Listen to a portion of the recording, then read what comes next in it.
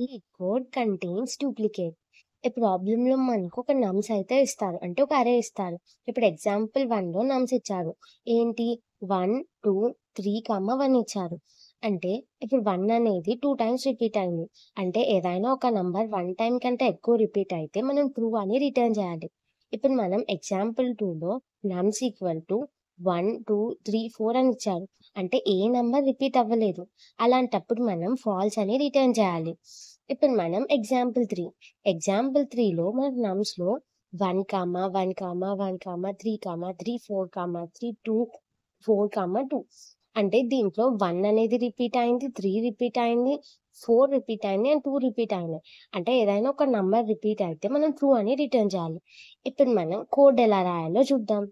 n equal to నమ్స్ dot length అంటే మనం అరే యొక్క లెంగ్త్‌ని nలో స్టోర్ చేస్తున్నాం.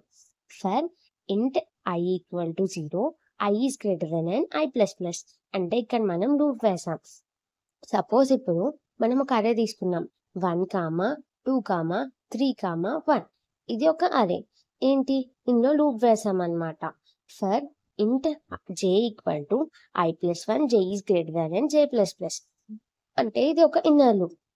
సపోజ్ ఇప్పుడు I 1 దగ్గర ఉందనుకో, j ఏంటి 2 దగ్గర స్టార్ట్ అవుతుంది.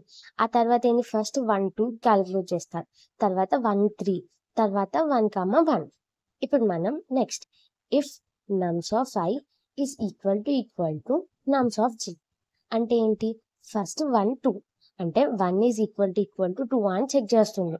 ఏంటి అది రాంగ్ కాబట్టి next condition 1 is equal to 3 అది ఇక్కడ రాంగ్ కాబట్టి next condition 1 is equal to 1 అంటే ట్రూ. అప్పుడు మనం డైరెక్ట్ గా రిటర్న్ ట్రూ అని రిటర్న్ చేసేస్తాం. ఇప్పుడు మనం నెక్స్ట్ ఎగ్జాంపుల్లో 1, 2, 3, 4 ఇదేంటి ఇది ఇంకో ఎగ్జాంపుల్. ఈ ఎగ్జాంపుల్లో మనం లూప్స్ వేస్తాం కదా ఫస్ట్ ఏంటి 1, 2 చెక్ చేస్తాం, 1, 3 చెక్ చేస్తాం, 1, 4 చెక్ చేస్తాం. నెక్స్ట్ ఏంటి 1, 2, 3 చెక్ చేస్తాం, 2, 4 చెక్ చేస్తాం. లాస్ట్ కి 3, 4 చెక్ చేస్తాం అన్నమాట. ఈక్వల్ ఉన్నాయో లేవో. ఏంటి దీంట్లో ఏమీ ఈక్వల్ ఉండవు కదా. ఏమీ ఈక్వల్ లేకపోతే మనం ఏం చేస్తాం డైరెక్ట్ గా రిటర్న్ ఫాల్స్ అని ఫాల్స్ ని రిటర్న్ చేస్తాం. Do follow for next video.